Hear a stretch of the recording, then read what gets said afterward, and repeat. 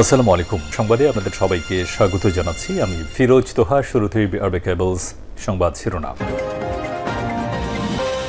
বাংলাদেশের সর্বশেষ গুরুত্বপূর্ণ আপডেট সংবাদে আপনাকে স্বাগত। শুরুতেই সংবাদ শিরোনাম, পরে বিস্তারিত।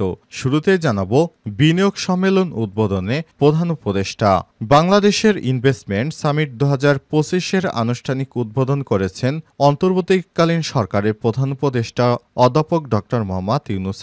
রাজধানীর হোটেল ইন্টারকন্টিনেন্টালে আয়োজিত বাংলাদেশ বিনিয়োগ সম্মেলন 2025-এ অংশ নিয়ে তিনি এই সামিট উদ্বোধন করেছেন।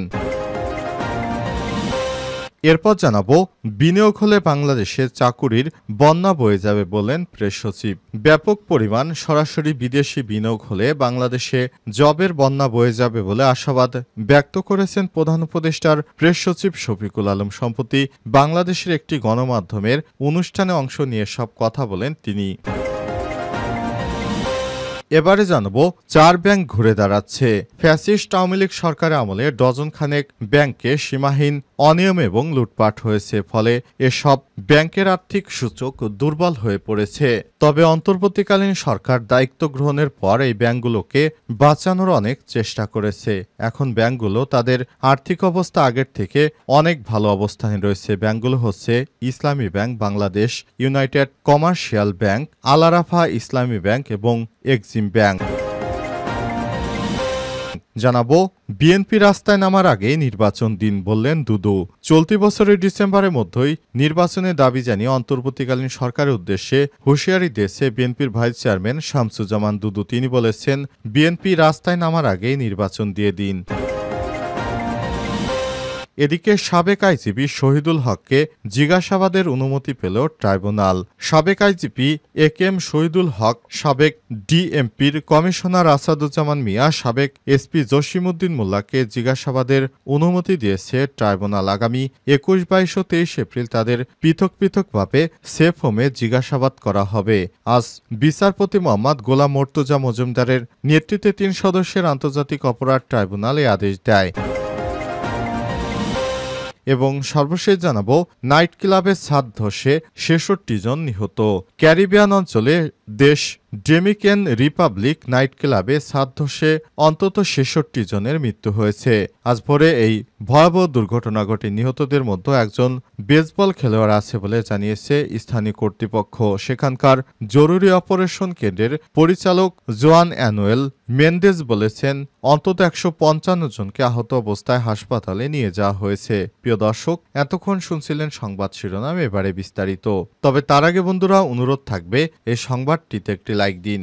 এই চ্যানেলে আপনি নতুন হয়ে থাকলে আমাদের সংবাদটি দেখতে দেখতে চ্যানেলটি সাবস্ক্রাইব করে রাখুন, যাতে করে বন্ধুরা আমাদের পরবর্তী লেটেস্ট আপডেট সংবাদগুলো সবার আগে আপনার কাছে পৌঁছে যায়। কমেন্ট করে আপনার মূল্যবান মতামত জানিয়ে দিন আপনি বিশ্বের কোন দেশ থেকে বা বাংলাদেশের কোন স্থান থেকে আমাদের সংবাদটি দেখছেন এবং শুনছেন। এবারে বিস্তারিত। বিনিয়োগ সম্মেলন উদ্বোধনে প্রধান উপদেষ্টা। বাংলাদেশের ইনভেস্টমেন্ট সামিট 2025-এর আনুষ্ঠানিক উদ্বোধন করেছেন প্রধান উপদেষ্টা অধ্যাপক ডক্টর মোহাম্মদ ইউনূস। বুধবার 9 এপ্রিল রাজধানীর হোটেল ইন্টারকন্টিনেন্টালে আয়োজিত বাংলাদেশ বিনিয়োগ সম্মেলনে অংশ নিয়ে এই সামিটের উদ্বোধন করেন তিনি। এ সময় ডক্টর ইউনূস বিদেশি বিনিয়োগ আকৃষ্ট করতে নেওয়া পদক্ষেপের কথা তুলে ধরেছেন। বাংলাদেশে বিনিয়োগের জন্য বিদেশি প্রতিষ্ঠানগুলোর প্রতি আহ্বান জানান তিনি। আরও বলেছেন, বিনিয়োগের জন্য বাংলাদেশ এখন সবার জন্য উন্মুক্ত। বাড়তি খরচ ছাড়াই করা যাবে ব্যবসা। তথ্য প্রযুক্তি ও উদ্ভাবনী চিন্তার মাধ্যমে তরুণ প্রজন্ম বাংলাদেশকে এগিয়ে নিয়ে যাবে উল্লেখ করে তিনি বলেছেন, তরুণদের চাকরি প্রার্থী না হয়ে উদ্যোক্তা হতে হবে। এর আগে প্রধান উপদেষ্টার বিনিয়োগ অবদান রাখার জন্য 4 ক্যাটাগরিতে বিভিন্ন প্রতিষ্ঠানকে পুরস্কার তুলে দেন। পুরস্কারপ্রাপ্ত প্রতিষ্ঠানগুলো হলো ওয়ালটন দেশি বিনিয়োগকারী, বিকাশ বিদেশি বিনিয়োগকারী, স্কয়ার ফার্মাসিউটিক্যালস ও ফেব্রিক্স। এছাড়া বিশেষ ক্যাটাগরিতে কোরিয়ান এক্সপোর্ট প্রসেসিং জোনে চেয়ারম্যান কিহান সাংকে সম্মানসূচক নাগরিকত্ব দেওয়া হয়েছে। রাজধানীর হোটেল ইন্টারকন্টিনেন্টালে গত 7 এপ্রিল থেকে শুরু হয়েছে বাংলাদেশ বিনিয়োগ সম্মেলন, যা চলবে 10 এপ্রিল পর্যন্ত। সেখানে উপস্থিত ছিলেন বিডা চেয়ারম্যান সহ বিভিন্ন পর্যায়ের গুরুত্বপূর্ণ ব্যক্তিত্বরা, যারা বাংলাদেশে বিনিয়োগের জন্য অত্যন্ত গুরুত্বপূর্ণ ভূমিকা পালন করছেন।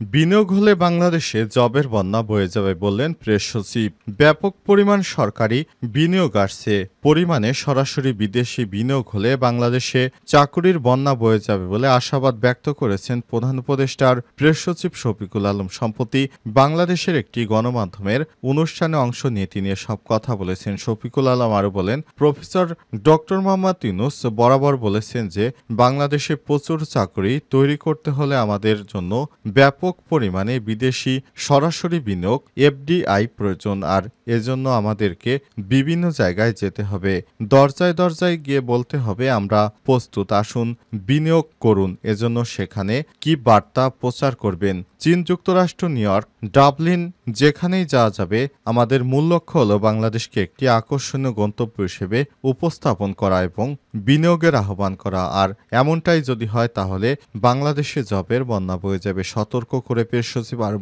বলেছেন, চাকরি হওয়া উচিত মানসম্মত, কোনো অকার্যকর চাকরি নয়। এর জন্য আমাদের পরিকাঠামো এবং লজিস্টিক সাপোর্ট আরও শক্তিশালী করতে হবে। একটি কার্যকর পোর্ট, উন্নত অবকাঠামো এবং ভালো লজিস্টিক সাপোর্টের মাধ্যমে আমরা এই লক্ষ্য অর্জন করতে পারি।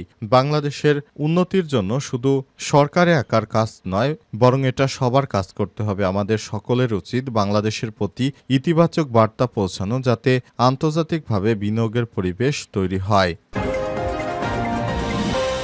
4টি ব্যাংক ঘুরে দাঁড়াচ্ছে। ফ্যাসিস্ট আওয়ামী লীগ সরকার আমলে ডজনখানেক ব্যাংক সীমাহীন অনিয়ম ও লুটপাট হয়েছে, ফলে সব ব্যাংকের আর্থিক সূচক দুর্বল হয়ে পড়ে। অন্তর্বর্তীকালীন সরকার দায়িত্ব নিয়ে এই ব্যাংকগুলো বোর্ড ভেঙে দিয়ে পুনরায় গঠন করা হয়েছে। কেন্দ্রীয় ব্যাংকের তদারকি ও অভ্যন্তরীণ সুশাসনে দুর্বল হয়ে পড়া ব্যাংকগুলোর মধ্যে কয়েকটি ধীরে ধীরে ঘুরে দাঁড়াচ্ছে, বিশেষ করে Islami Bank Bangladesh, United Commercial Bank, Al Arafah Islami Bank ও এক্সিম ব্যাংক ঘুরে দাঁড়াচ্ছে। পরিচালনা পর্ষদ পুনর্গঠন করা ব্যাংকগুলোর মধ্যে ইসলামী ব্যাংক বাংলাদেশ নিয়ে সবচেয়ে চিন্তিত ছিল কেন্দ্রীয় ব্যাংক, তবে ব্যাংকটি ধীরে ধীরে ঘুরে দাঁড়াচ্ছে। গত 5 আগস্টের পর 6 মাসে 9,000 কোটি টাকা নিট আমানত প্রবৃদ্ধি হয়েছে, জানে ইসলামী ব্যাংকের ভারপ্রাপ্ত ব্যবস্থাপনা পরিচালক ওমর ফারুক খান জানিয়েছে। তিনি আমার দেশকে বলেছেন, ইসলামী ব্যাংকের এখন কোনো সমস্যা নেই। এই রমজানে আমাদের সব সেবা চালু ছিল, গ্রাহক চাহিদা মতো সব জায়গা থেকে টাকা তুলতে পেরেছে। ঈদে কেন্দ্রীয় ব্যাংক থেকে আমাদের তারল্য সহায়তাও নেওয়ার প্রয়োজন হয়নি, যা সহায়তা নিয়েছি তা আগে নিয়েছি, বর্তমান আর ইসলামী ব্যাংকে কোনো সহায়তা নেওয়ার প্রয়োজন নেই। এ ব্যাপারে ইউসিবি ব্যাংকের পক্ষ থেকে বলা হয়েছে, কোনো রকম সরকারি প্রণোদনা বা আর্থিক সহায়তা ছাড়াই ইউসিবি আর্থিক শৃঙ্খলা সুসংহত এবং বর্তমান দক্ষ নেতৃত্বের অধীনে ইউসিবি গ্রাহকদের আমানত অর্জন করে চলেছে, যা তাদের দৃঢ় ভরসার প্রমাণ।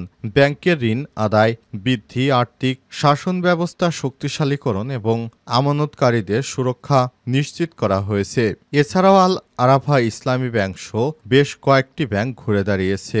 এক্সিম ব্যাংকের চেয়ারম্যান ছিলেন নাসা গ্রুপের চেয়ারম্যান, তিনি বর্তমানে জেল হাজতে রয়েছেন। এরপর এক্সিম ব্যাংকের বোর্ড ভেঙে দিয়ে বাংলাদেশ ব্যাংকের পক্ষ থেকে নতুন বোর্ড গঠন করার পর এই ব্যাংকটিও ঘুরে দাঁড়িয়েছে।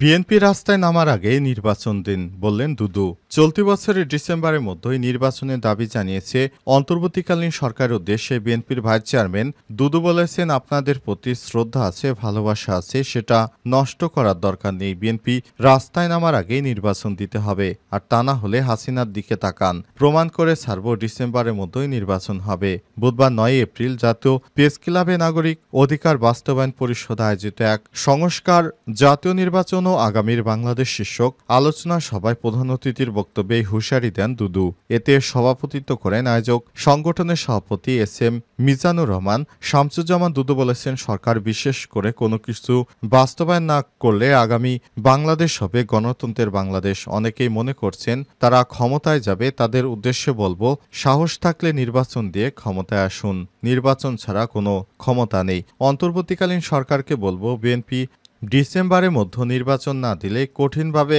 মাঠে নামবে। এরপর সামাল দিতে পারবেন না, শেখ হাসিনার দিকে তাকিয়ে নির্বাচন দিয়ে দিন, নির্বাচন না দিলে আমরা কঠোর পদক্ষেপ নিতে বাধ্য হব। এ সময় তিনি সরকারকে হুঁশিয়ারি দিয়ে আরও বলেছেন, অন্তর্বর্তীকালীন সরকারের প্রতি বিএনপির শ্রদ্ধা ছিল, আছে এবং ভবিষ্যতে যেন সেই শ্রদ্ধাবোধ থাকে সেদিকটি আপনাদের নজর দিতে হবে।